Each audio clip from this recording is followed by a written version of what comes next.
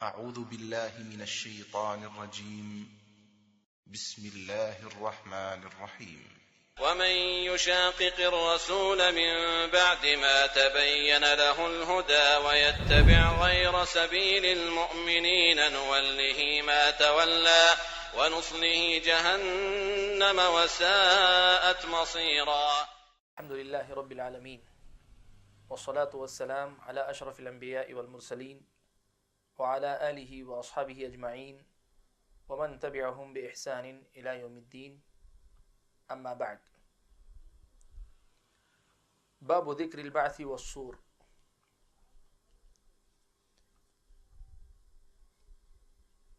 انتقال کے بعد دوبارہ اٹھائے جانے اور سور پھونکنے کے بیان میں امام ابو داؤد رحمۃ اللہ علیہ نے کتاب السنہ کے اندر مختلف ابواب کے ساتھ ایک باب یہ بھی ذکر کیا ہے. اس میں یہ مسئلہ آپ کے سامنے بیان کیا جا رہا ہے کہ مرنے کے بعد دوبارہ زندہ کیا جانا یہ حق ہے، اور زندہ کیے جانے کا جو طریقہ شریعت نے متعین کیا ہے وہ سور پھونکنا ہے. میں نے جیسے بتایا کہ کتاب السنہ میں جتنے باب امام ابو داؤد نے باندھے ہیں ان میں سے ہر باب میں حقیقت میں ایک گمراہی پر رد ہے. عقیدے کے باب میں ایک گمراہی جو ہوئی ہے اس پر تنبیہ ہے کہ عقیدے کے فلاں مسئلے کا ایک گروہ نے انکار کیا، فلاں نے اس میں شک کیا، فلاں نے اس میں جو ہے کچھ الگ بات کہی جو سنت سے ہٹی ہوئی بات ہے. یہی مقصد ہے، اسی لیے کتاب السنہ کے تحت یہ سب باب لا رہے ہیں امام ابو داؤد. لیکن یہ ایک باب ایسا ہے جو میں نے تلاش کیا تو مسلمانوں میں سے، اور جیسے یہ بھی بتایا کہ جتنی باب ذکر کیے ہیں یہ سب وہ باب ہے جو مسلمانوں میں سے فرقوں نے جو انکار کیا. لیکن میں نے جہاں تک تلاش کیا مجھے یہ مسئلہ نہیں مل سکا کہ جو مسلمان ہیں، جو باقاعدہ مسلمان ہیں یا جن کا شمار مسلمانوں میں ہوتا ہے، ان میں سے کسی نے ان دو چیزوں کا انکار کیا ہو، دوبارہ زندہ کیے جانے کا یا سور پھونکے جانے کا. ہو سکتا ہے امام مسلم کے امام ابو داؤد رحمۃ اللہ علیہ کے سامنے ایسے کچھ افراد رہے ہوں گے جنہوں نے اس میں کسی قسم کے شک و شبے کا اظہار کیا ہو، کوئی فرقہ باقاعدہ نہ ہو، کچھ لوگ رہے ہوں، ان کو دیکھ کر امام ابو داؤد رحمۃ اللہ علیہ نے یہ باب باندھا ہو اپنے زمانے کے حالات کے اعتبار سے. جہاں تک میں دیکھ سکا مجھے ایسا کوئی گروہ نہیں مل سکا مسلمانوں کے فرقوں میں سے مختلف جس نے دوبارہ زندہ کیے جانے بعث بعد الموت کا انکار کیا ہو یا سور کا انکار کیا ہو، سور پھونکنے کا انکار کیا ہو. ہو سکتا ہے کوئی ہو فرقہ، اگر ہو تو ان کا مسئلہ ہے، نہ ہو تو امام ابو داؤد رحمۃ اللہ علیہ نے کسی کو دیکھا ان پر رد کرنے کے لیے باب باندھا. لیکن بہرحال مسئلہ تو اپنی جگہ یہ حق ہے کہ دوبارہ زندہ کیے جانے پر ایمان لانا ضروری ہے. جو آدمی اس پہ ایمان نہیں لاتا مسلمان ہی نہیں. اور قیامت کے دن کا انکار ہی اصل میں اس لیے کرتے ہیں کہ ایک انسان جو ہے پورا کا پورا جو ہے ختم ہو جاتا ہے، کچھ نہیں بچتا، جسم کا کوئی حصہ نہیں سوائے ایک ہڈی کے ایک ٹکڑے کے. تب پھر اس سے دوبارہ زندہ کیا جانا ایک عقلاً ناممکن سی چیز نظر آتی ہے. اسی لیے لوگوں نے قیامت کے دن کا بھی انکار کیا تھا. لیکن امام ابو داؤد بتانا چاہتے ہیں کہ السنہ یعنی اہل السنہ کا جو طریقہ ہے اس طریقے میں اس پر ایمان لانا واجب ہے، اس کے بغیر آدمی کا ایمان درست نہیں ہو سکتا. اور یہ بھی کہ یہ قیامت جو قائم ہوگی وہ سور پھونکنے سے ہوگی. سور جو ہے حضرت اسرافیل علیہ السلام اس کو پھونکیں گے. یہ ساری باتیں آپ کے علم میں ہیں. تو چونکہ کوئی مستقل فرقہ نہیں ہے تو ان کا کیا سوچ تھی، کیوں تھی، یہ جو ہے غیر ضروری مسئلہ ہے. ہم لوگ آگے بڑھتے ہیں. تو باب ذکر البعث والسور، بعث بعد الموت یعنی دوبارہ جی اٹھنے اور سور پھونکے جانے کے بیان میں، یعنی دوبارہ جو زندہ کیا جائے گا پوری دنیا کو وہ سور پھونک کر کیا جائے گا، اس مسئلے کے بیان میں. اس باب میں امام ابو داؤد رحمۃ اللہ علیہ نے دو حدیثیں نقل کی ہیں، ایک ترمذی کی ہے، دوسری جو نسائی کی ہے. دونوں کو امام ابو داؤد اپنی اپنی سند سے دونوں روایتوں کو نقل کرتے ہیں. پہلی روایت حضرت عبداللہ ابن عمرو ابن عاص رضی اللہ تعالیٰ عنہ سے، وہ اللہ کے نبی صلی اللہ علیہ وسلم سے روایت کرتے ہیں کہ آپ نے فرمایا السور قرن ينفخ فیہ، سور جسے کہتے ہیں قرآن میں ونفخ فی الصور، سور پھونکا جائے گا. تو سور جو ہے ایک سینگ ہے، ينفخ فیہ جس میں پھونکا جائے گا. تو اس پر ایمان لانا چاہیے، اس پر ایمان لانا چاہیے کہ سور جو قرآن میں جس کا تذکرہ آیا ہے وہ ایک سینگ ہے، اس میں پھونکا جائے گا. کیسی سینگ ہے، کیفیت کیا ہے، یہ ہم کو نہیں بتایا گیا. قرن کا معنی تو بتایا گیا کہ وہ سینگ ہے، اور سینگ تو جانتے ہیں جانوروں کا جو سینگ ہوتا ہے وہ ہم جانتے ہیں، تو ایک سینگ ہے، لیکن اس کی جو ہے حقیقت میں شکل کیسی ہے اللہ تبارک و تعالیٰ بہتر جانتے ہیں۔ اس پر ایمان لانا چاہیے، ایک سینگ ہی صحیح لیکن اس میں اگر پھونک ماری جائے گی تو آدم علیہ السلام سے لے کر آخری انسان تک سب کے سب اٹھ کھڑے ہوں گے۔ عقل شاید اسے تسلیم نہ کرے، آج بھی شاید ایسی کوئی آواز، ایسا کوئی آلہ دریافت نہیں ہو سکا دنیا میں جو ہے جس کی آواز بیک وقت پوری دنیا میں جو ہے مطلب سنائی جا سکے۔ ایسا آلہ جس میں کوئی پھونک دے تو اس کی آواز پوری دنیا کو سنائی دے، شاید ایسا کوئی آلہ دریافت نہیں ہو سکا۔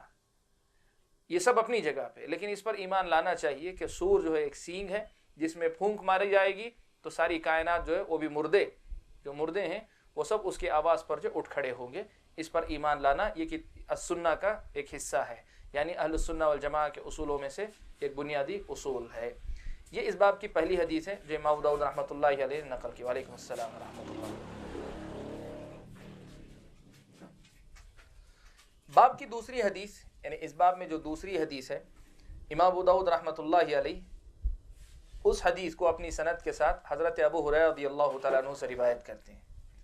کہتے ہیں کہ رسول اکرم صلی اللہ علیہ وسلم نے فرمایا کل ابن آدم تأکل الارض یا کل ابن آدم تأکل الارض الا عجب الذنب منہ خلق وفیہ یرکب۔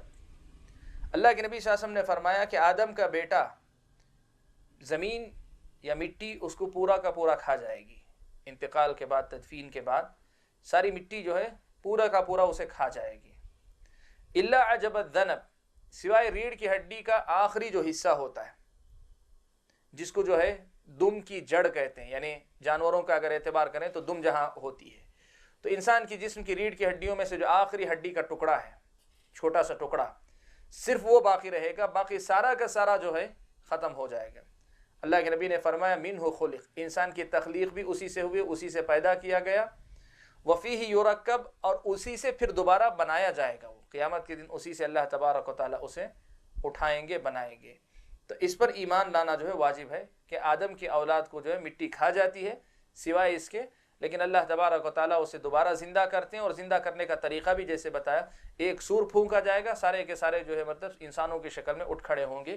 یہ اللہ تبارک و تعالیٰ کا کمال ہوگا، یعنی اللہ تبارک و تعالیٰ کی طرف سے جو ایک اللہ تبارک و تعالیٰ کی تخلیق اور اپنے کمال قدرت کا اظہار جو ہوگا اس کا ایک جو ہے نمونہ ہوگا۔ یہ یہاں ایک مسئلے کی وضاحت کر دیں، حدیث کا ظاہری لفظ یہ بتاتا ہے کہ کل ابن آدم تأکل الارض، یعنی مٹی جو ہے آدم کے ہر بیٹے کو کھا لیتی ہے، لیکن صحیح احادیث میں نبی اکرم صلی اللہ علیہ وسلم سے یہ بات ثابت ہے کہ اللہ کے نبی صلی اللہ علیہ وسلم نے فرمایا کہ ان الارض لا تأکل اجساد الانبیاء، مٹی جو ہے نبیوں کے جسموں کو نہیں کھاتی ہے، انبیاء کے جسم جو ہے مٹی کے کھائے جانے سے محفوظ رکھتے ہیں۔ تو جہاں ہم یہ ایمان رکھیں کہ سارے کے سارے جو ہے انسان ان کو مٹی کھا لیتی ہے، وہیں یہ بھی ایک حصہ ہے کہ سارے انسانوں میں سے انبیاء مستثنیٰ ہیں، انسانوں کو انبیاء کے جسموں کو جو مٹی نہیں کھاتی ہے، ان کے جسم صحیح سالم باقی رہتے ہیں، قبروں میں صحیح سالم ان کے جسم باقی رہتے ہیں۔ اور قیامت کے دن جب سور پھونکا جائے گا تو جیسے جو ہے یہ انسان بنا کر اٹھائے جائیں گے، انبیاء بھی جو ہے مطلب اٹھائے جائیں گے۔ تو یہ مسئلہ جو ہے اس کی وضاحت ضروری ہے، ورنہ جو ہے بسا اوقات ایسا ہوتا ہے کہ لوگ اس حدیث کے ظاہری لفظ کو لے کر یہ کہہ بیٹھتے ہیں کہ انبیاء بھی جو ہے نعوذ باللہ جو ہے ان کے جسم بھی ختم ہو گئے۔ یہ غلط بات ہے۔ صحیح مسئلہ اللہ کے نبی صلی اللہ علیہ وسلم کی صحیح سند کے ساتھ یہ حدیث ثابت ہے کہ آپ نے فرمایا کہ ان الارض لا تأکل اجساد الانبیاء، مٹی جو ہے یہ زمین انبیاء کے جسموں کو نہیں کھاتی ہے۔ لیکن یہاں یہ بھی تنبیہ ضروری ہے کہ اگر جسموں کو نہیں کھاتی ہے تب پھر اس پر ہم کچھ قیاس نہیں کریں گے، کیوں نہیں کھاتی ہے؟ اس لیے کہ وہ زندہ ہوتے ہیں، کیوں نہیں کھاتی ہے؟ اس لیے یہ سب نہیں، اللہ کے نبی نے جتنا کہا اتنی بات پہ ایمان لائیں، باقی اپنی طرف سے ہم کوئی قیاس نہ کریں، یہی مشکل ہے۔ اور اسی پہلو کو دیکھ کر بسا اوقات کے لوگ جو ہے انبیاء کے جسموں کو ثابت کرنے سے پیچھے ہٹ جاتے ہیں۔ کیوں؟ اس لیے کہ ثابت کریں گے تو ہوگا، لوگ کہیں گے کہ نہیں وہ زندہ بھی ہیں، زندہ اس معنی میں جیسے دنیا میں زندہ تھے ویسے زندہ ہیں، یہ تصور کر لیں گے۔ نہیں، جسم ان کے ہیں اور ان کی زندگی بھی ہے جیسے سارے انسانوں کی، جو مٹی میں سڑ گل گئے ان کی بھی زندگی ہے، برزخ کی زندگی، ویسے ہی انبیاء کے جسم جو باقی ہیں ان کی بھی زندگی ہے۔ یقیناً ان کی زندگی اور ان کی زندگی میں فرق ہے، جیسے دنیا میں ایک نبی کی زندگی ایک عام انسان کی زندگی میں فرق ہے۔ ایک عام انسان جو ہے پوری طرح زندہ نہیں ہوتا، اس کے ایمانی اعتبار سے بہت حد تک مردہ ہوتا ہے۔ ہم میں سے اکثر ایسے ہیں جو پوری طرح حقیقت میں زندہ نہیں ہیں۔ زندگی کا مطلب جو ہے صرف شان چلنے کا نام نہیں، زندگی کا جو کمال ہے، حیات کی جو کمال حیات جسے کہتے ہیں، زندگی کا کمال، یہ اس کے ایمان کے اندر بھی ہے۔ تو انبیاء کا جو ایمان ہے وہ کامل درجے کا ہوتا ہے، اپنے کمال پر ہوتا ہے، تو اس کمال تک یقیناً عام انسان نہیں پہنچ سکتے۔ تو دنیاوی زندگی بھی انسانوں کی اور انبیاء کی برابر نہیں تھی، برزخ کی زندگی بھی انبیاء کی اور انسانوں کی برابر نہیں ہوتی۔ لیکن جیسے انبیاء زندہ ہوتے ہیں ویسے یہ جو جن کے جسم سڑ گل گئے وہ بھی زندہ ہیں اپنی برزخ کی زندگی میں۔ اس سے یہ مسئلہ ثابت کرنا کہ ایک سے حدیث سے یہ ثابت ہوا کہ ان کے جسم ہیں، دوسری حدیث سے یہ ثابت ہوا کہ وہ جو ہے زندہ ہیں، تو اس سے معلوم ہوا کہ ہم ان کو جو ہے پکار سکتے ہیں، وہ ہماری پکار سنتے ہیں، ہماری مدد کرتے ہیں، ہم ان سے مانگ سکتے ہیں۔ یہ سارے جو مسائل اس سے جوڑے جاتے ہیں یہ مسائل درست نہیں ہیں۔ تو بہرحال مسئلہ اس باب میں جو بتایا گیا وہ یہ کہ مٹی انسان کے تمام جسم کو کھا لیتی سوائے ایک ہڈی کے ٹکڑے کے، اسی سے انسان کو بنایا جاتا ہے، اور قیامت کے دن اللہ تعالیٰ ہر انسان کو اٹھائیں گے۔ تو باب ذکر البعث والصور، یہ امام ابو داؤد نے ایک باب اس میں باندھا۔ اور جیسے میں نے کہا کہ ویسے تو میرے علم میں نہیں ہے کہ کسی فرقے نے جو مسلمان ہو اور اس کا انکار کیا ہو، اس لیے کہ مسلمان باقی نہیں رہتا، لیکن کوئی مسلمان ہو اور اس کا انکار کیا ہو ایسا میں نہیں جانتا۔ لیکن اگر کوئی ہے تو وہ مراد ہے، یا ہو سکتا ہے امام ابو داؤد کے سامنے کوئی اس قسم کے لوگ رہے ہوں جو فرقہ باقاعدہ نہ بن سکے، لیکن کچھ ایسے لوگ رہے ہوں جن پر رد کرتے ہوئے امام ابو داؤد نے باب کتاب السنہ میں اس کو ذکر کیا ہے۔ واللہ اعلم بالصواب۔ اس کے بعد امام ابو داؤد رحمۃ اللہ علیہ نے ایک اور باب بیان کیا ہے، وہ ہے باب فی خلق الجنت والنار، باب جنت اور جہنم کی تخلیق کے بیان میں، پیدا کیے جانے کے بیان میں۔ اس باب میں امام ابو داؤد رحمۃ اللہ علیہ معتزلہ کے ایک عقیدے کی تردید کر رہے ہیں۔ معتزلہ یہ عقلانی لوگ ہیں، عقل پرست لوگ ہیں۔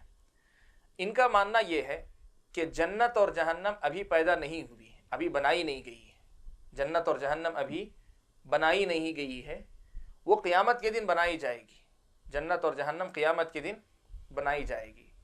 جبکہ قرآن کے اندر اور احادیث کے اندر ایسی صریح باتیں، صریح نصوص ایسے موجود ہیں جو اس کا پتہ دیتے ہیں کہ جنت اور جہنم آلریڈی بنی بنائی ہیں، موجود ہیں، بے شمار دلیلیں ہیں اس کی موجود ہیں۔ اب اس کا انکار کرنا گویا اسلامی شریعت کی بتائی ہوئی ایک مسلمہ حقیقت کا انکار کرنا ہے۔ امام ابو داؤد باب فی خلق الجنت والنار، باب جنت اور جہنم کی تخلیق کے بیان میں یہ باب باندھ کر یہی بتانا چاہتے ہیں کہ ایمان یہ رکھا جانا چاہیے کہ جنت اور جہنم کو پیدا کیا جا چکا ہے، وہ موجود ہیں، ابھی موجود ہیں اس وقت۔ ہاں جنت اور جہنم میں داخلہ جو ہوگا وہ محشر میں ہوگا، کہ محشر کے بعد قیامت کے دن کے بعد ہوگا، وہ قیامت میں ہوگا۔ اس سے پہلے جو بھی ہوگا وہ جنت کی نعمتیں ملتی رہیں گی قبر میں، عالم برزخ میں، جہنم کا عذاب ملتا رہے گا عالم برزخ میں۔ باقاعدہ جنت یا جہنم میں جو داخلہ ہوگا یہ جو ہے قیامت کے قائم ہونے کے بعد ہی ہوگا۔ لیکن جنت اور جہنم ابھی سے موجود ہیں، یہی مسئلہ، یہی عقیدہ صحیح ہے، یہی اہل سنت کا عقیدہ ہے۔ یہ کہنا کہ جنت اور جہنم ابھی پیدا نہیں کیے گئے یہ معتزلہ کا عقیدہ ہے۔ معتزلہ کی رائے کیا ہے؟ کیوں یہ کہتے ہیں کہ جنت اور جہنم کو میں جب داخلہ جو ہے قیامت کے دن ہی ہونا ہے تو وقت سے پہلے جو ہے مطلب اسے بنا کر رکھ دینا ایک بیکار کام ہے۔ ان کی اپنی دلیل، وقت سے پہلے بنا کر رکھ دینا بیکار کام ہے، اور وہ کہتے ہیں اللہ تعالیٰ اسے بیکار کام نہیں کر سکتے، یہ ان کا ماننا ہے۔ اہل علم نے، اہل سنہ نے ان کا جواب دیا، کہا کہ آپ کی بات مان لی جائے کہ جنت اور جہنم میں واقعی بعد میں داخل کیا جائے، لیکن اب اسے پیدا کر دینا بیکار ہے، وقت سے پہلے ہے جو کہہ رہے ہیں یہ غلط ہے۔ کیوں؟ اس لیے کہ جو ہے مطلب ہم نے خود جو ہے نصوص، آیات اور احادیث میں دیکھا کہ اس جنت کا مشاہدہ اللہ کے نبی صلی اللہ علیہ وسلم کو کروایا گیا۔ اللہ کے نبی صلی اللہ علیہ وسلم نے خود آ کر دیکھ کر لوگوں کے سامنے بتایا۔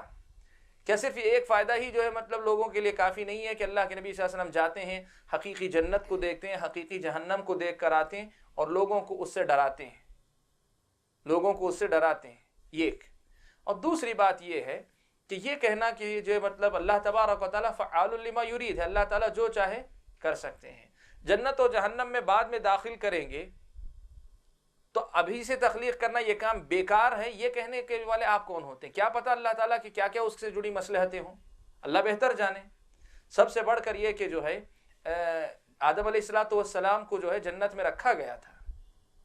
अब यहाँ एक और मसला पैदा होता है, वो ये कि क्या जो जन्नत आदम अलैहिस्सलाम को जिस जन्नत में रखा गया वो वही जन्नत है जो जन्नत जो है जिसमें बाद में मोमिनों को दाखिल किया जाएगा, या कोई और जन्नत है? ये भी एक मसला इसी ज़िम्न में आता है।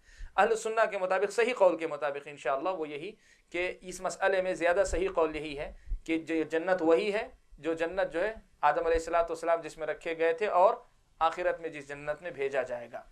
तब यहाँ मसला ये हुआ कि जब आदम अलैहिस्सलाम को जन्नत में रखा गया था तो अल्लाह ताला ने आदम को रख कर वहाँ से निकाला था। ये खुद एक मकसद है अल्लाह ताला का। ऐसे शरीयत में बेशुमार मकासिद मिलते हैं, ऐसे मकासिद के होते हुए ये कहना कि बेकार काम है, ये जो है मतलब बेकार की बात है। और दूसरी बात ये कि फ़र्ज़ कर लें कि उसका कोई मकसद हमारी समझ में ना आता हो तो ये कह देना कि उसे जो है मतलब ऐसा करना बेकार है, ये जो अल्लाह ताला के साथ जो है गुस्ताखी वाली बात है। तो इसलिए ये अक़ीदा रखना कि जन्नत व जहन्नम को अभी नहीं बनाया गया है, क़ियामत के दिन बनाया जाएगा, ये बात गलत है। ये मुअतज़िला की राय है। अहलुस सुन्नह वल जमाअह का अक़ीदा ये है कि जन्नत व जहन्नम की तख्लीक़ हो चुकी है, वो अभी मौजूद है। इमाम अबू दाऊद रहमतुल्लाहि अलैह इस मसले को साबित करने के लिए अपनी सनद से हज़रत अबू हुरैरा रज़ियल्लाहु तआला अन्हु से रिवायत करते हैं। हसन दर्जे की ये रिवायत है। कहते हैं कि रसूल अकरम सल्लल्लाहु अलैहि वसल्लम ने फरमाया कि जब अल्लाह तबारक व तआला ने जन्नत को पैदा फरमाया, अल्लाह ताला ने जब जन्नत को पैदा किया तो जिब्राईल अलैहिस्सलाम से कहा, इज़हब फंजुर इलैहा, जाओ जाकर जन्नत देख कर आओ। फज़हब फनज़र इलैहा सुम्मा जा, गए हज़रत जिब्राईल, जन्नत को देखा और वापस लौट कर आए और कहा, ऐ रब्बी व इज़्ज़तिक ला यस्मउ बिहा अहदुन इल्ला दखलहा, कि ऐ मेरे रब तेरी इज़्ज़त की कसम है नहीं सुनेगा इसके बारे में कोई भी मगर ये कि उसमें दाखिल हो जाएगा। यानी जन्नत एक ऐसी चीज़ है कि जो भी सुनेगा वो ज़रूर उसमें दाखिल होगा। यानी ऐसे काम करेगा कि वो जन्नत में दाखिल होकर ही रहेगा, कुछ भी करना पड़े वो जन्नत में जाएगा, ऐसे काम करेगा। इतनी ज़बरदस्त चीज़ है जन्नत। सुम्मा हफ़्फ़हा बिल मकारिह, फिर अल्लाह तबारक व तआला ने जन्नत को नापसंदीदा बातों से घेर दिया, नापसंदीदा बातों से घेर दिया। सुम्मा क़ाल, फिर कहा, ऐ जिब्राईल जाओ जाकर देखो। फ़ज़हब फ़नज़र इलैह, जिब्राईल दोबारा गए जन्नत, देखा और वापस लौट कर आए। फ़क़ाल ऐ रब्बी व इज़्ज़तिक, ऐ मेरे रब तेरी इज़्ज़त की कसम, लक़द ख़शीतु अल्ला यदख़ुलहा अहद, मुझे तो इसका डर है कि अब जन्नत में शायद ही कोई दाखिल हो। नापसंदीदा बातें इतनी हैं कि मुझे लगता है कि शायद कोई इसको इन नापसंदीदा बातों को बर्दाश्त ही ना करे, और जब तक उनको बर्दाश्त नहीं करेगा जन्नत को नहीं पहुँचेगा। ये हज़रत जिब्रील अलैहिस्सलाम ने आकर कहा। क़ाल, अल्लाह के रसूल सल्लल्लाहु अलैहि वसल्लम मज़ीद फरमाए, फ़लम्मा ख़लक़ल्लाहु तआला अन्नार, जब अल्लाह तबारक व तआला ने जहन्नम को पैदा किया, क़ाल या जिब्रील इज़हब फ़ंज़ुर इलैहा, कहा जाओ जिब्रील जहन्नम को देख कर आओ। गए, देखा, वापस लौट कर आए। फ़क़ाल, और कहा, ऐ रब्बी व इज़्ज़तिक, ऐ मेरे रब तेरी इज़्ज़त की कसम, ला यस्मउ बिहा अहदुन फ़यदख़ुलुहा, ऐसा कभी नहीं होगा कि कोई इस जहन्नम के बारे में सुने और दाखिल हो जाए। ऐसी ख़तरनाक चीज़ है कि जो सुनेगा हर मुमकिन कोशिश करके जो बचेगा और बच जाएगा, कोई भी जो है जाना नहीं चाहेगा, नहीं जाएगा कोई भी इसमें। फ़हफ़्फ़हा बिश्शहवात, फिर अल्लाह ताला ने ख्वाहिशात से इसको घेर दिया जहन्नम को। सुम्मा क़ाल या जिब्रील, फिर कहा, ऐ जिब्रील इज़हब फ़ंज़ुर इलैहा, जाओ जाकर जहन्नम को देखो। फ़ज़हब फ़नज़र इलैहा, जिब्रील अलैहिस्सलाम गए और देखा, फिर आकर कहा, है मेरे रब तेरी इज़्ज़त व जलाल की कसम है, लक़द ख़शीतु अल्ला यब्क़ा अहदुन इल्ला दख़ला, मुझे तो डर ये लगता है कि कोई ऐसा बचेगा नहीं जो उसमें ना दाखिल हो। ये हज़रत अबू हुरैरा रज़ियल्लाहु तआला अन्हु की रिवायत है। बहुत बड़ी जो है मतलब ये हदीस यानी वाद व नसीहत के बाब में कहें, हमारी अपनी ज़िंदगी के लिए बहुत बड़ा सबक है इसके अंदर, बहुत बड़ा सबक। सिर्फ एक हदीस ही याद रखें और आदमी इसी को सुबह शाम अपने दिलो दिमाग में जो है दोहराता रहे तो शायद बहुत सारी नेकियां हमारे लिए आसान हो जाएंगी और बहुत सारे गुनाहों से बचना जो है हमारे लिए आसान हो जाएगा। जो नेकियां मुश्किल नज़र आती हैं, जिनमें मशक्क़त, तबीयत पे नागवारी गुज़रती है, वो नेकियां शायद हमारे लिए आसान हो जाएंगी बहुत सी, और बहुत से गुनाह जिनसे बचते हुए जो है कभी हमको बचने का ख्याल नहीं पैदा होता, शायद इस हदीस को सुनकर जो है हमारे दिल के अंदर शायद वो डर पैदा हो जिससे हम उन गुनाहों से बच जाएं। तो ये बहुत बड़ी नसीहत है। वहीं जो मसला इमाम अबू दाऊद रहमतुल्लाहि अलैहि बताना चाहते हैं, जो बाप का मसला है, वो ये कि अल्लाह ताला ने जन्नत को पैदा किया, जिब्रील अलैहिस्सलाम को भेजा, जहन्नम को पैदा किया, जिब्रील अलैहिस्सलाम को भेजा, जिब्रील ने देखा दोनों चीज़ों को, वापस आए, तबसरा किया, फिर अल्लाह ने दोबारा भेजा। ये जो सारा मंजर है, इससे क्या समझ में आता है कि जन्नत बाकायदा पैदा की जा चुकी है। یہ نہیں کہا جب اللہ پیدا کرے گا تو یہ کہے گا جبرائیل جائیں گے آئیں گے، یہ نہیں کہا۔ اللہ کے نبی نے جو بھی لفظ استعمال کیا وہ ماضی کا ہے، پاسٹ، گزر چکی ہے بات، یعنی ایسا ہو چکا ہے۔ تو جنت اور جہنم کی تخلیق ہو چکی ہے، پیدا کیا جا چکا ہے۔ معتزلہ جو کہتے ہیں، معتزلہ کی رائے غلط ہے۔ اہل سنہ کا یہ ایمان و عقیدہ ہے کہ جنت و جہنم ابھی پیدا کر دیے گئے ہیں اور ابھی یہ موجود ہیں۔ یہ ایک اہم مسئلہ ہے جو امام ابو داؤد رحمۃ اللہ علیہ نے اس باب میں بیان کیا ہے۔ اس کے بعد امام ابو داؤد رحمۃ اللہ علیہ نے ایک تیسرا باب ذکر کیا، باب فی الحوض، باب فی الحوض، باب حوض کوثر کے بیان میں، حوض کوثر کے بیان میں۔ حوض کوثر کا مسئلہ بھی ایسا ہی ایک مسئلہ ہے، حوض کوثر کا مسئلہ بھی ایسا ہی ایک مسئلہ ہے جس میں امت کے بعض فرقے گمراہ ہوئے۔ ان میں سے معتزلہ جو ہیں، معتزلہ تین فرقے ہیں جو حوض کوثر کے مسئلے میں گمراہ ہوئے۔ ایک ہے معتزلہ کا فرقہ، وہ غیبیات، غیب کی جتنی باتیں ہوتی ہیں ان سب کا وہ انکار ہی کرتے ہیں۔ کیوں؟ اس لیے کہ عقل قبول نہیں کرتی ہے۔ یہ معتزلہ کا طریقہ ہے۔ انہوں نے جو ہے کہا حوض کوئی چیز نہیں ہے، حوض جو ہے کوئی چیز نہیں، اس کا انکار کیا معتزلہ نے۔ تو ایک تو اہل سنہ جو ہے کا طریقہ ہے کہ وہ حوض کو ثابت کرتے ہیں، صرف حوض نہیں، حوض کی جتنی تفصیلات حدیث میں آئی ہیں ان سب کو ثابت کرتے ہیں، جیسے امام ابو داؤد نقل کریں گے آپ کے سامنے۔ ایک گمراہ فرقہ تو معتزلہ ہے۔ حوض کے مسئلے میں دو اور گمراہ فرقے ہیں، ایک جو خوارج کا ہے، تیسرا معتزلہ کا ہے، تیسرا رافضہ کا ہے، شیعہ کا ہے۔ خوارج ہیں اور ان کے ساتھ جو شیعہ رافضہ ہیں۔ ان دنوں کا مسئلہ یہ ہے کہ یہ دونوں جو ہے حوض کو تو ثابت کرتے ہیں، حوض کا انکار نہیں کرتے، لیکن حوض کے پاس آنے والے جو لوگ ہیں اور جن کو جو ہے مطلب وہاں سے بھگایا جائے گا، وہ کہتے ہیں کہ یہ صحابہ کی جماعت ہے۔ خوارج کا ایمان چونکہ یہ ہے کہ صحابہ پورے کے پورے، وہ تحکیم، حکم بنانے کا جو واقعہ جنگ صفین میں ہوا تھا، اس کے بعد جو ہے سب مرتد ہو گئے تھے، یہ جو ہے سب کے سب کافر ہو گئے تھے، یہ جو ہے خوارج کا ماننا ہے۔ اس لیے وہ کہتے ہیں کہ حوض کوثر پہ جو امتی آئیں گے جن کو بھگایا جائے گا وہاں سے، وہ صحابہ ہوں گے، یہ خوارج کا ماننا ہے۔ اور ویسے ہی رافضہ شیعہ کا ماننا یہ ہے کہ نبی کی زندگی کے بعد سوائے 6 کے باقی سب چونکہ مرتد ہو گئے تھے صحابہ، اس لیے قیامت کے دن ان صحابہ کو جو ہے حوض کوثر کے پاس سے بھگایا جائے گا۔ جبکہ صحیح احادیث سے اس بات کا پتہ چلتا ہے کہ نبی اکرم صلی اللہ علیہ وسلم کے امتی ہی جو ہے اس حوض کے پاس آئیں گے۔ اور اللہ کے نبی صلی اللہ علیہ وسلم اس باب میں آپ دیکھیں گے کہ اللہ کے رسول صلی اللہ علیہ وسلم نے اپنے صحابہ کو کہا کہ آپ جو ہے حوض کوثر پہ آنے والوں میں سے ایک حصہ ہوں گے۔ تو حوض کوثر کو ثابت کر کے معتزلہ کا رد پہلے کہ حوض کوثر حق ہے، معتزلہ کی تردید کریں گے، پھر حوض کوثر پہ آنے والوں میں صحابہ بھی ہوں گے، بلکہ صحابہ ہی اصل ہوں گے۔ یہ جو مسئلہ جو ہے وہ بھی امام ابو داؤد اس میں ثابت کریں گے، جس سے جو ہے خوارج اور رافضہ کی تردید کرنا مقصد ہے۔ تو حوض کے مسئلے میں 3 گمراہ فرقے ہیں۔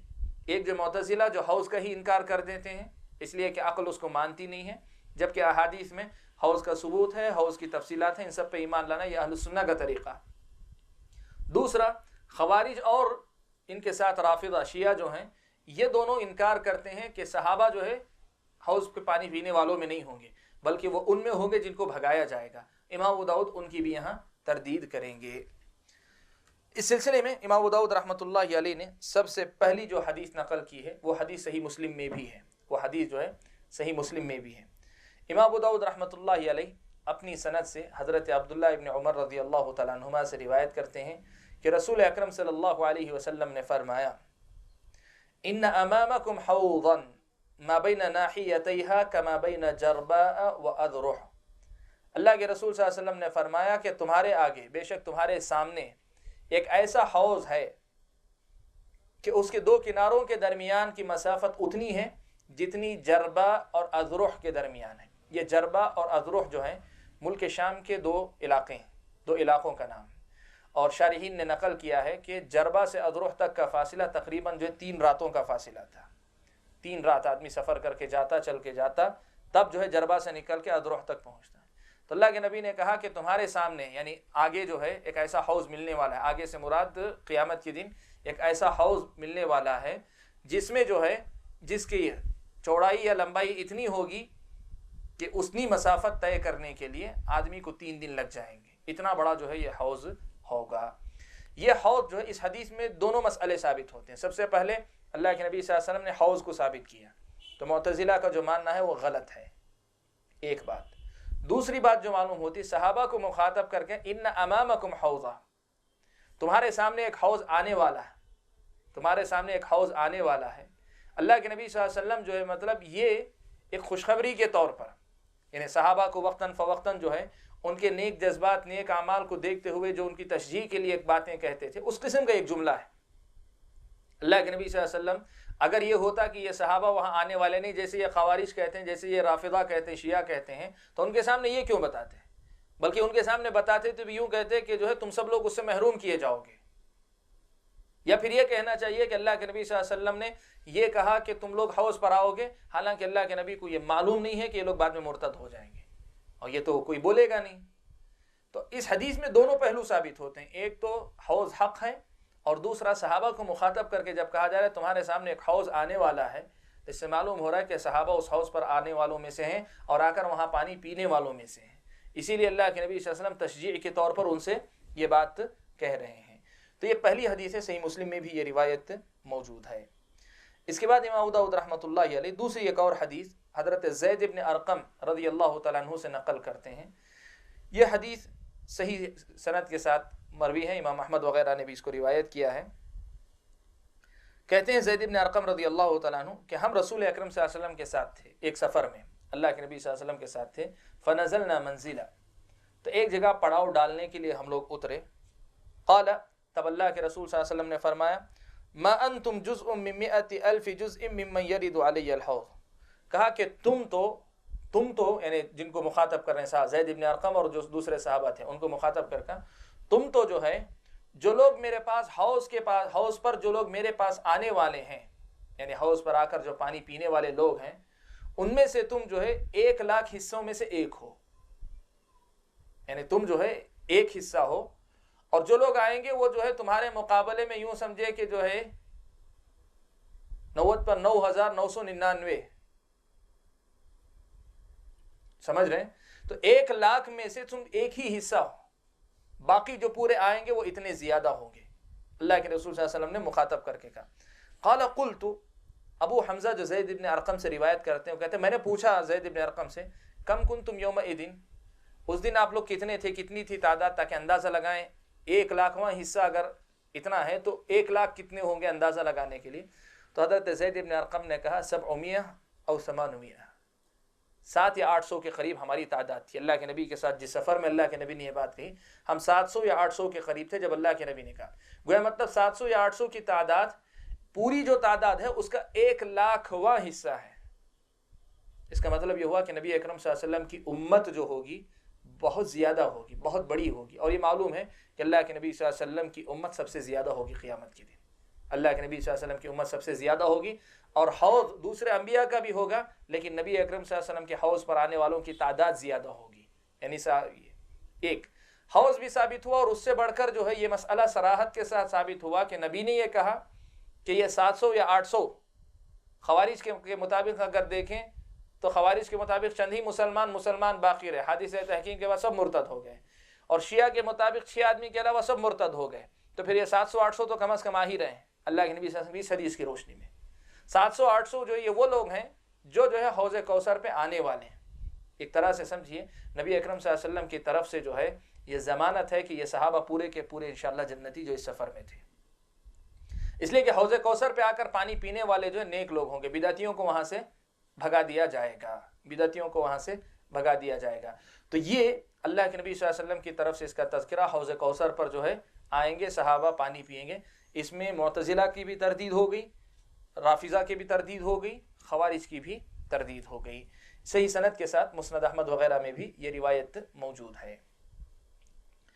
امام ابو داؤد رحمۃ اللہ علیہ نے اسی مسئلے کو ثابت کرنے کے لیے ایک اور باب بھی نقل کی، ایک اور حدیث بھی نقل کی، اور یہ حدیث امام ابو داؤد رحمۃ اللہ علیہ حضرت انس بن مالک رضی اللہ تعالیٰ عنہ سے نقل کرتے ہیں کہ رسول اکرم صلی اللہ علیہ وسلم ایک مرتبہ آپ کو اونگ آ گئی، اغفا اغفاءً، ذرا سا اونگے آپ مجلس میں بیٹھے بیٹھے، فرفع رأسہ متبسما، پھر آپ نے اپنا سر اٹھایا مسکراتے ہوئے آپ نے اپنا سر اٹھایا، فَإِمَّا قَالَ لَهُمْ وَإِمَّا قَالُوا لَهُ يَا رَسُولَ اللَّهِ لِمَا ضَحِكْتَ، یا تو اللہ کے رسول صلی اللہ علیہ وسلم نے خود کہہ دیا تھا، یا صحابہ نے اللہ کے رسول صلی اللہ علیہ وسلم سے پوچھا کہ اللہ کے رسول کیوں مسکرا رہے ہیں آپ؟ تب اللہ کے رسول صلی اللہ علیہ وسلم نے کہا کہ انہو انزلت علی آنفا سورۃ، حضرت اللہ کے رسول نے کہا کہ ابھی ابھی مجھ پر جو ہے ایک سورت اتاری گئی. تو جو اونگ آئی تھی وہ اونگ نہیں تھی، حقیقت میں وحی اتر رہی تھی اللہ کے نبی صلی اللہ علیہ وسلم پر. شکل جو صحابہ کو کیا پتا، صحابہ کو تو بعد میں اللہ کے نبی بتائے تب پتا چلا، ورنہ صحابہ نے سمجھا کہ اللہ کے نبی صلی اللہ علیہ وسلم کو اونگ آئی ہے جبکہ وہ وحی آئی تھی. تو کہا اللہ کے رسول صلی اللہ علیہ وسلم نے کہ ابھی ابھی مجھ پر ایک سورت اتاری گئی ہے، اور آپ نے وہ سورت پڑھی بسم اللہ الرحمن الرحیم. میں شروع کرتا ہوں اللہ کے نام سے جو بڑا مہربان نہایت رحم والا ہے. انا اعطیناک الکوثر، بے شک ہم نے آپ کو کوثر عطا کیا ہے. کوثر کیا ہے؟ جیسے حدیث میں آئے گی ندی ہے، ایک ندی کا نام ہے. حتی ختمہا، یہاں تک کہ آپ نے اس سورت کو ختم کر دیا. انا اعطیناک الکوثر. فلما قرأها، جب آپ اس کو پڑھ کر فارغ ہوئے تو آپ نے پوچھا هل تدرون ما الکوثر، کیا آپ لوگوں کو معلوم ہے یہ کوثر کیا ہے جو مجھے دی گئی یہ چیز؟ قالوا اللہ ورسولہ اعلم، صحابہ نے کہا اللہ اور اس کے رسول بہتر جانتے ہیں. تو آپ نے فرمایا فإنہ نہر، کہا کہ ایک نہر ہے. وعدنیہ ربی عز وجل فی الجنہ، میرے رب نے مجھے یہ جنت میں دینے کا وعدہ کیا ہے، جنت میں دینے کا مجھ سے وعدہ کیا ہے. وعلیہ خیر کثیر، اور اس پر جو ہے بہت زیادہ خیر ہے. کیا خیر ہے؟ اس کی ایک وضاحت ہے. علیہ حوض، اس پر جو ہے ایک حوض بنا ہوا ہے، اس نہر پر ایک حوض بنا ہے اس نہر کا پانی آ کر جو ہے اس حوض میں گرتا ہے. ترد علیہ امتی یوم القیامہ، قیامت کے دن میرے امتی جو ہے وہاں میرے پاس آئیں گے، اس حوض کے پاس میرے پاس آئیں گے. آنیتہ عدد الکواکب، وہاں جو پیالے ہوں گے، پانی پینے کے لیے جو پیالے ہوں گے ان کی تعداد ستاروں کے برابر ہوگی. ستاروں کی جتنی تعداد ہے اتنی جو ہے وہاں کے پیالوں کی تعداد ہوگی. تو حوض کوثر اسی لیے کہتے ہیں کہ ایک تو حوض ہے اور ایک ہے حوض کوثر. دو لفظ آپ سنتے ہیں، حوض وہی ہے، حوض کوثر وہی ہے. حوض کوثر اس لیے کہتے ہیں کہ کوثر نہر ندی جو ہے اسی کا پانی آ کر اس حوض میں گرے گا، اسی سے اللہ کے نبی صلی اللہ علیہ وسلم پلائیں گے اپنی امتیوں کو، اور اس کے پیالے جو ہوں گے آسمان کے ستاروں کے برابر ہوں گے. یہ اللہ کے نبی صلی اللہ علیہ وسلم نے یہ بات بیان فرمائی. تو اس سے بھی وہ مسئلہ ثابت ہوا کہ حوض کوثر جو ہے حق ہے، اس کا انکار کرنا یہ جو گمراہی ہے. امام ابو داؤد رحمۃ اللہ علیہ ایک دوسری سند سے ایک اور مسئلہ نقل، ایک اور حدیث روایت کرتے ہیں حوض کوثر ہی کے سلسلے میں، انس ابن مالک رضی اللہ تعالیٰ عنہ سے کہ آپ نے فرمایا لما عرج نبی اللہ فی الجنہ، جب اللہ کے نبی صلی اللہ علیہ وسلم کو معراج پر لے جایا گیا جنت میں، او کما قال، راوی کہتے ہیں یہی لفظ استعمال کیا تھا حضرت انس نے یا کوئی اور لفظ استعمال کیا تھا، لیکن مقصد یہی کہ معراج میں اللہ کے نبی صلی اللہ علیہ وسلم کو جب لے جایا گیا، عرض له نہر، تو آپ کے سامنے ایک نہر پیش کی گئی. حافتہ الیاقوت المجیب، اس کے کنارے جو ہے مطلب ایسے یاقوت کہتے ہیں قیمتی پتھر جڑے ہوئے تھے اس کے کنارے پر. الیاقوت المجیب جیسے جو ہے مطلب اندر سے خالی، خولدار کہتے ہیں، خالی جو ہے کھوکھلے موتیوں سے گویا وہ جڑا ہوا بنا ہوا. فضرب الملک الذی معه یدہ، اس فرشتے نے جو آپ صلی اللہ علیہ وسلم کے ساتھ تھا، اس نے اپنا ہاتھ جو ہے مارا، کس میں؟ اس نہر کے اندر اپنا ہاتھ ڈالا. فاستخرج مسکن، اور اس میں سے جو ہے مشک اٹھایا، مشک کستوری جسے کہتے ہیں، مشک جو ہے اس کے اندر سے اٹھائے وہاں اس حوض کوثر کی مٹی. فقال محمد للملک الذی معه، تو محمد صلی اللہ علیہ وسلم نے اس فرشتے سے پوچھا جو آپ کے ساتھ تھا، ما ھذا، یہ کیا ہے، یعنی یہ کیا ہے، یہ کون سی ندی ہے، کیا ہے؟ قال ھذا الکوثر الذی اعطاک اللہ عز وجل، یہ وہی کوثر نہر ہے، ندی ہے جو اللہ تعالیٰ نے آپ کو عطا فرمائی ہے. یہ روایت جو ہے امام ابو داؤد رحمۃ اللہ علیہ نے اپنی سند سے روایت کی ہے، جبکہ یہ بخاری کے اندر بھی موجود ہے. یہ روایت انہی الفاظ کے ساتھ یہ روایت جو ہے صحیح بخاری کے اندر بھی موجود ہے. اس سے معلوم ہوا کہ کوثر جس سے حوض جڑا ہوا ہے یہ ایک حقیقت ہے جو اللہ تعالیٰ نے اللہ کے نبی صلی اللہ علیہ وسلم کو عطا کیا، اور اللہ کے نبی صلی اللہ علیہ وسلم نے اپنی آنکھوں سے دیکھا ہے اور آ کر صحابہ کو بتایا ہے. اتنی واضح حقیقت کا انکار کرنا یہ گمراہی کے علاوہ اور کچھ نہیں ہو سکتا. اور باب کی آخری حدیث جس میں حوض کوثر کا مسئلہ ہے، اس میں ایک واقعہ بیان کرتے ہیں. عبد السلام بن ابی حازم ایک شخصیت ہیں، تابعی ہیں، کہتے ہیں شہدت ابا برزہ، میں ابو برزہ اسلمی رضی اللہ تعالیٰ عنہ کے پاس موجود تھا، ان کے سامنے موجود تھا یا وہاں موجود تھا. دخل علی عبید اللہ ابن زیاد، جو عبید اللہ ابن زیاد کے پاس گئے. عبید اللہ ابن زیاد جو ہے یہ کوفے کا گورنر تھا، بڑا شریر قسم کا آدمی تھا. بڑا شریر قسم کا آدمی عبید اللہ ابن زیاد. فحدثني فلان باسمه سماه مسلم وكان في السمات. کہتے ہیں ایک ایسے آدمی نے جن کا نام جو ہے راوی مسلم ابن ابراہیم جو انہوں نے نام ذکر کیا لیکن یہاں انہوں نے ذکر نہیں کیا، انہوں نے مجھے بیان کیا اور وہ مجلس میں موجود تھے کہ جب حضرت ابو برزہ اسلمی رضی اللہ تعالیٰ عنہ داخل ہوئے، فلما رآہ عبید اللہ ابن زیاد نے ان کو دیکھا تو حضرت ابو برزہ اسلمی رضی اللہ تعالیٰ عنہ ذرا جو چھوٹے قد کے موٹے قسم کے آدمی تھے، ابو برزہ اسلمی رضی اللہ تعالیٰ عنہ. تو عبید اللہ نے کیا کیا؟ کہا ان محمدیکم ھذا الدحداح، کہا کہ تمہارا یہ جو محمدی ہے، یعنی تمہارا جو محمدی سے مراد محمد کے جو ساتھی، تمہارا یہ جو محمدی ہے یہ جو ہے مطلب بڑا موٹا اور جو ہے مطلب تر و تازہ آدمی ہے، مطلب چھوٹے قد کا بہت تگڑا موٹا آدمی ہے. اب اس میں جو ہے ایک تو حضرت ابو برزہ کا مذاق تھا ان کے قد کو لے کر، لیکن اس سے زیادہ بری بات جو تھی وہ یہ کہ یہ مذاق کرنے کے لیے حوالہ جو منتخب کیا کہ ابو برزہ کہتا تو آسان تھا مسئلہ، تمہارا یہ محمدی کا مطلب یعنی محمد کا یہ ساتھی، محمد کا یہ ساتھی. تو تانا دیتے وقت جو لفظ استعمال کیا وہ محمد صلی اللہ علیہ وسلم کے لفظ کے ساتھ استعمال کیا، تو یہ جو ہے ففہمہ الشیخ، حضرت ابو برزہ اسلمی رضی اللہ تعالیٰ عنہ کو سمجھ میں آ گیا کہ یہ آدمی جو ہے مجھے تانا دے رہا ہے. تو انہوں نے کہا ما کنت احسب انی ابقى فی قوم یعیروننی بصحبت محمد، کہا کہ میں نے تو کبھی ایسا سوچا بھی نہیں تھا کہ میں کسی ایسی قوم میں بھی رہوں گا جو قوم نبی کی صحبت کو تانے کا ذریعہ بنائے گی. آج مجھے جو ہے محمدی کہہ کر جو تم تانا دے رہے ہو، مجھے نہیں اندازہ تھا کہ ایسا بھی ہوگا کسی قوم کسی زمانے میں کہ میں ایسے لوگوں میں بھی رہوں گا جو نبی کی صحبت کو جو ہے تانا بنا لیں گے. فقال له عبید اللہ، تو عبید اللہ نے کہا کہ ان صحبت محمد لک زین غیر شین. اس نے کہا عبید اللہ نہ سمجھ انسان، مذاق تو کر لیا لیکن اس کو سمجھ میں آیا کہ میرا مذاق جو ہے وہ صرف ان کا مذاق نہیں ہوا، نبی اکرم صلی اللہ علیہ وسلم کے ساتھ گستاخی بھی ہو گئی. تو اس نے وضاحت کی، کہا کہ محمد صلی اللہ علیہ وسلم کی صحبت جو تمہیں نصیب ہوئی ہے وہ تمہارے لیے جو عیب نہیں، وہ تو تمہارے لیے خوبی ہے. یعنی کہ وہ اپنی وضاحت دینا چاہتا ہے کہ میں جو ہے اس مسئلے پر جو ہے آپ کا مذاق نہیں کر رہا تھا. محمدی کہا تو اس سے مقصد تانا دینا نہیں تھا، لیکن بہرحال جو کہنا تو وہ تو کہہ دیا تھا نا، غیر محتاط زبان استعمال کیا. ثم قال، پھر اس کے بعد اس مسئلہ، یہ تو ہو گئی بات کچھ نوک جھونک والی بات. اس نے کہا انما بعثت الیک لاسالک عن الحوض سمعت رسول اللہ صلی اللہ علیہ وسلم یذکر فیہ شیء. کہا کہ اصل میں نے آپ کو اس لیے بھیجا ہے ابو برزہ تاکہ میں آپ سے جو ہے حوض کے بارے میں پوچھ سکوں، تاکہ میں آپ سے حوض کے بارے میں پوچھ سکوں، حوض کوثر کے بارے میں پوچھ سکوں، اس لیے میں نے آپ کو بھیجا ہے. کیا آپ نے رسول اکرم صلی اللہ علیہ وسلم کو اس بارے میں کچھ کہتے ہوئے سنا؟ شاید عبید اللہ کے سامنے معتزلہ کی وہ بات آئی ہو کہ حوض کوثر کوئی چیز نہیں ہے فلاں ہو، اس لیے بلا کر اس نے پوچھنا چاہا.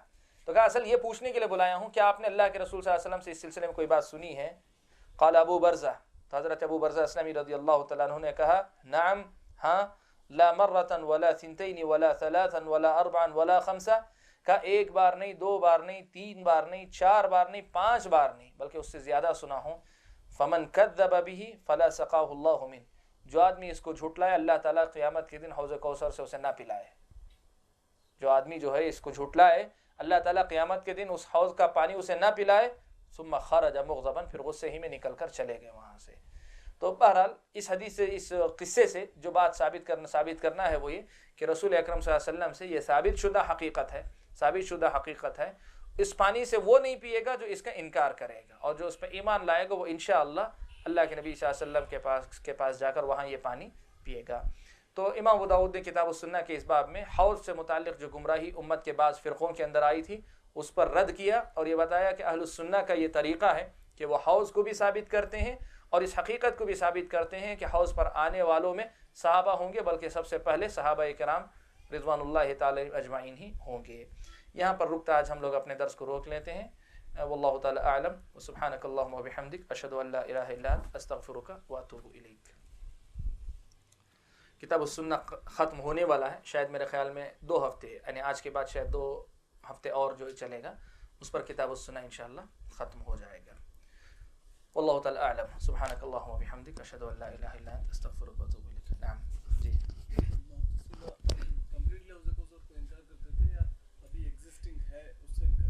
نہیں، کمپلیٹ انکار کرتے تھے، حوض کوثر کوئی چیز ہی نہیں. کوثر الگ ہے، حوض الگ ہے، 2 الگ ہیں. بتایا نا، کوثر آ کر حوض میں آتا ہے، تو تو وہ جو ہے حوض کا انکار کرتے تھے، حوض کا انکار کرتے تھے کہ حوض ہوگا جس پر جو ہے یہ ساری کیفیات جو آئی ہیں کہ جس کے اتنی مسافت ہوگی، اس کا پانی جو ہے اس کی کیفیت آئی ہے کہ شہد سے زیادہ میٹھا، دودھ سے زیادہ سفید ہوگا، اس کے جو پیالے ہوں گے وہ ستاروں کے مقدار میں، یہ ساری جو تفاصیل ہیں ان سب کو دیکھ کر کہتے تھے کہ سمجھ میں آنے والی چیز نہیں کوئی، اس لیے اس کا انکار ہی کرتے تھے، حوض کا انکار کرتے تھے، کوثر کا نہیں۔ جی حدیث میں سنی تھی، موسیٰ علیہ السلام کو اللہ کے رسول صلی اللہ علیہ وسلم نے قبر میں نماز پڑھتے ہوئے دیکھا تھا۔ معراج کے وقت کی حدیث ہے، معراج کے وقت کی حدیث ہے، معراج جب گئے تھے اسراء پہ جاتے ہوئے وہ مسئلہ ہے، جہاں تک میں جانتا ہوں ثابت ہے۔ ہاں جی ہاں، اللہ عالم، مجھے جہاں تک معلوم ہے ثابت ہے۔ جی یہ سنا تھا کہ آپ صلی اللہ علیہ وسلم کے جب سارے لڑکوں کا انتقال ہو گیا تو ایک کافر نے جو ہے تانا دیا تھا کہ میرے جی ان کا جی طبیع کو اتنا آتا نہ کر کے سر۔ جی ہاں ہاں، اس میں جو ہے مطلب ایک لفظ ہے ان شانئک هو الابتر، آپ کا دشمن ہی اصل میں دم کٹا ہے۔ تو اس میں جو ہے ایسا ہوتا ہے کہ قرآن کی ایک ہی صورت کے سبب نزول دو دو آتے ہیں، تین تین آتے ہیں کبھی کبھار، تو اس کا مطلب یہ ہوتا ہے کہ اللہ کے نبی صلی اللہ علیہ وسلم کو جو ہے، اللہ کے نبی صلی اللہ علیہ وسلم کو جو ہے دونوں طریقے سے، یا تو جو ہے پہلے آیت اتاری گئی پھر اس کے بعد اس کی فضیلت بھی بیان کی گئی، ایسا بھی ہو سکتا ہے، یا کبھی ایسا ہوتا ہے کہ تین چار سبب اکٹھا ہونے کے بعد آیت اترتی ہے تو کہتے ہیں اس سبب کے بعد اتری، اس سبب کے بعد اتری، تینوں کے لیے حق ہے۔ واللہ اعلم بالصواب۔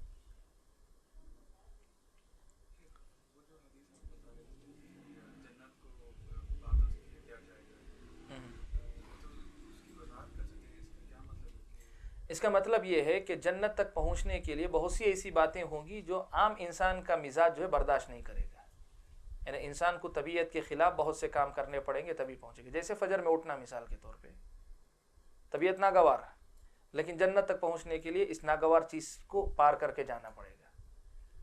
آپ کو جو ہے مثال کے طور پہ بہت سی چیزیں پابندی کرنی پڑتی ہے، طبیعت پہ بعض اوقات طبیعت پہ وہ چیزیں ناگوار گزرتی ہیں، لیکن اس ناگوار چیز کو قبول کر کے جائیں گے تبھی جو ہے آپ کو ملے گی۔ آپ کو کس کو پسند ہوگا کہ اپنا مال خامخواہ اٹھا کر دے دے کسی کو، لیکن اللہ کی راہ میں جو دے گا اٹھا کر تبھی جو ہے ملے گی۔ تو ایک طبیعت پر جو ہے، ایک طبیعت پر ناگوار چیزیں جو گزرتی ہیں ایسی بہت سی، تو اس سے مراد جو ہے کہ شریعت کے احکام جو طبیعت پہ ناگوار گزرے ان سب کو جو ہے جھیل کر ہی جنت تک پہنچا جا سکتا ہے۔ واللہ اعلم بالصواب۔